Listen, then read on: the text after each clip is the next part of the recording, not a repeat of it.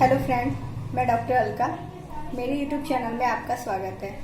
आज हम कुछ रूब्रिक्स के बारे में बात करेंगे। स्पेशली आज 3 रूब्रिक्स के बारे में बात करेंगे। जैसा कि पहले करते आए हैं, तो अब हम आगे अगली रूब्रिक पे चलते हैं, जिसमें पहली रूब्रिक है एबिलिटी इंक्रीज। जैसे कि सुन के ही पता चल रहा है कि एबिलिटी इंक्रीज किसी भी काम को करने की जो एक कैपेसिटी होती है हर एक इंसान की, इस पेशेंट में हमें ये देखने को मिलेगा कि इसकी इंक्रीज है, यानी कि बढ़ी हुई है, अच्छी खासी है, कोई दिक्कत इसे नहीं है। इसकी मेमोरी भी बहुत स्ट्रांग है।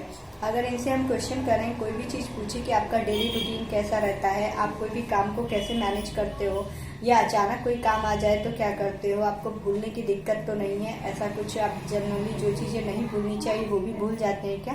पेशेंट बिल्कुल कहेगा नहीं डॉक्टर, मैं कुछ भी नहीं भूलता, मुझे सब याद रहता है, मैं सारे काम अच्छे से कर लेता हूँ। इवन अचानक से कोई काम आ भी जाए तो भी मैं मैनेज कर लेता हूँ। ऐसा नहीं कि अगला काम में मेरा दिमाग बढ़ गया तो मैं पिछला जो कर रहा था मैं भूल जाऊँगा, ऐसा नहीं है। मेरा दिमाग और मेरी याददाश्त बहुत अच्छी है। अगर ऐसा पेशेंट कहता है तो हमें इस चीज़ को यहाँ पर ले सकते हैं, इस रूब्रिक को। अब हम बात करते हैं अगली रूब्रिक, एब्रप्ट। एब्रप्ट जैसे कि सुन के ही लग रहा है ना, किसी भी चीज़ का उखड़ के जवाब देना, बिल्कुल पोलाइटली आंसर नहीं करना।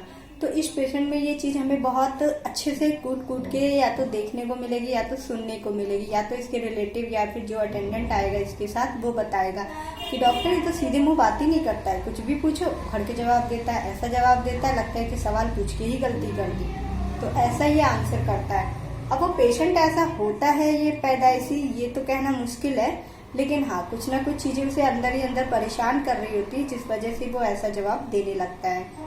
तो अब इसे हमें समझना कैसे होगा? अगर जैसे ऐसे पूछ लिया किसी ने, खाना खाया? हाँ, तो खाना खाए बिना मरूंगा क्या तुम्हारे लिए? अब बताइए, ऐसा आंसर तो करना नहीं चाहिए, बोलना चाहिए हाँ खाया है या नहीं खाया, या फिर कुछ वक्त बाद खा लूंगा। लेकिन ये किसी भी चीज़ का जल्दी आंसर सही से नहीं देता है, पोलाइटली वे में नहीं देता है।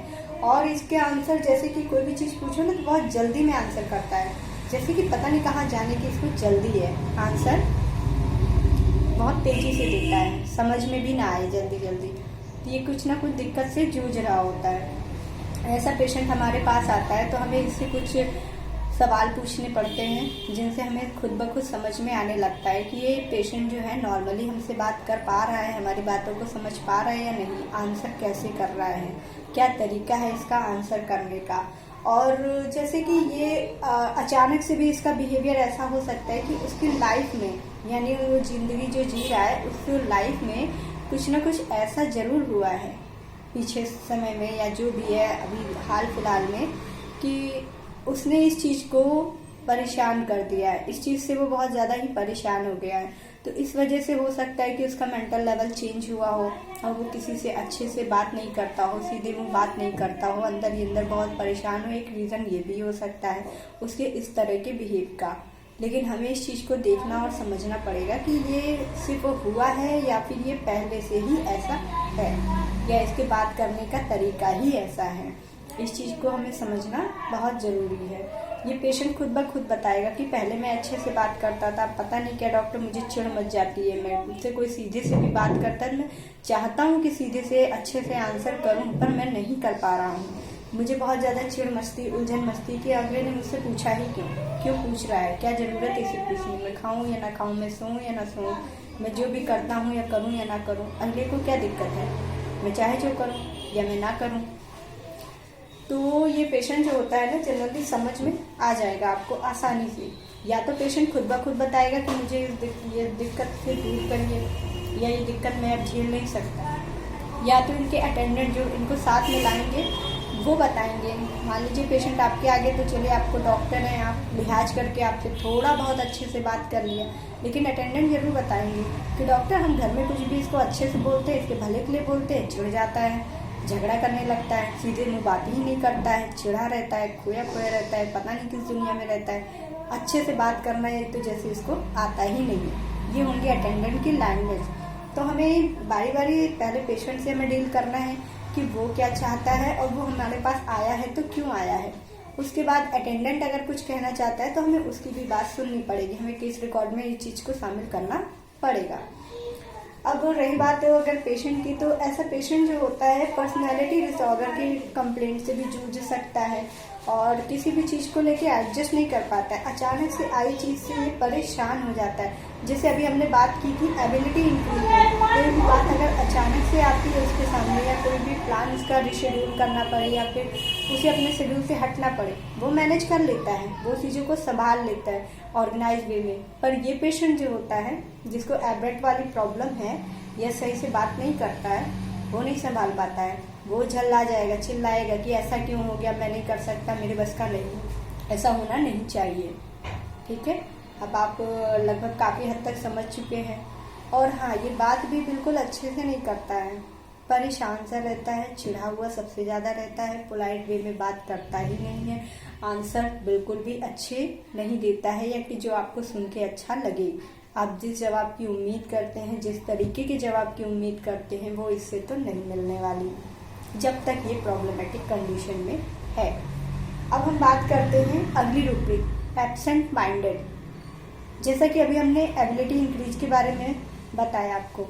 एबिलिटी इंक्रीज में क्या है कि पेशेंट जो भी होता है उसकी मेमोरी बहुत अच्छी होती है, वो अपने काम को बहुत अच्छे तरीके से करता है, बहुत एफिशिएंसी के साथ करता है, बिना किसी गलती के करता है।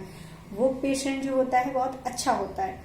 यहाँ अब हम आ गए हैं, ये पेशेंट जो है एब्सेंट माइंडेड, समझ में नहीं आ रहा है कि दिल कहीं, दिमाग कहीं, शरीर कहीं और मन कहीं।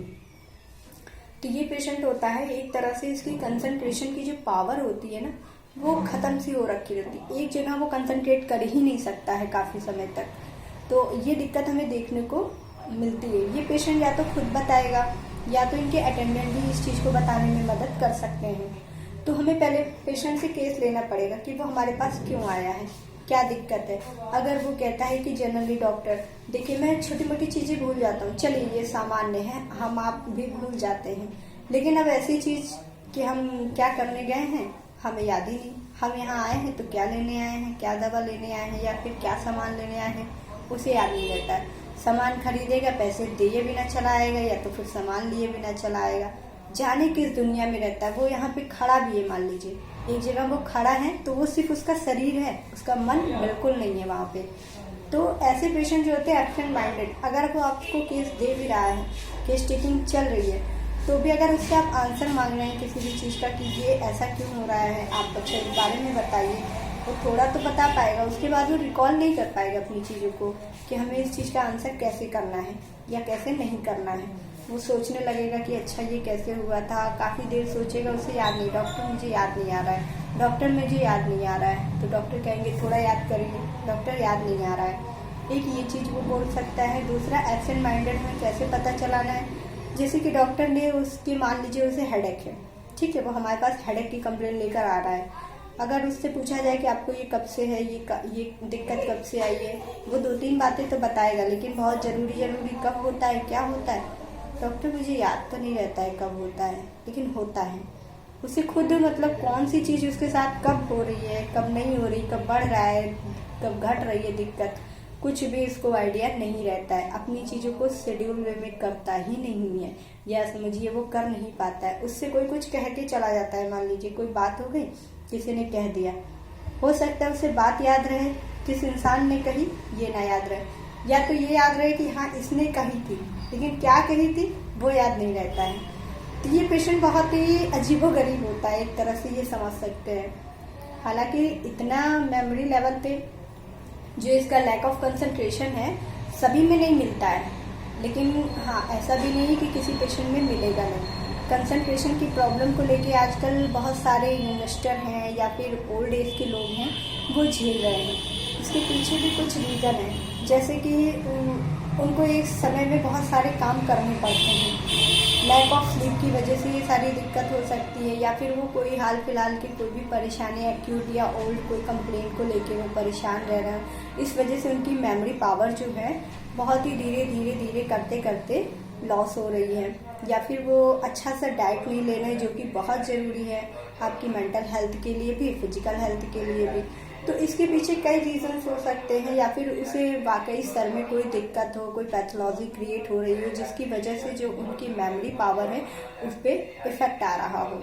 तो हमें इन सारी चीज़ों को जानना समझना ज़रूरी है। तो अगर ऐसा कोई पेशेंट मिलता है तो बेझिझक हम इस रूब्रिक का इस्तेमाल कर सकते हैं कि स्पीकिंग को आगे बढ़ाने के लिए। धन्यवाद।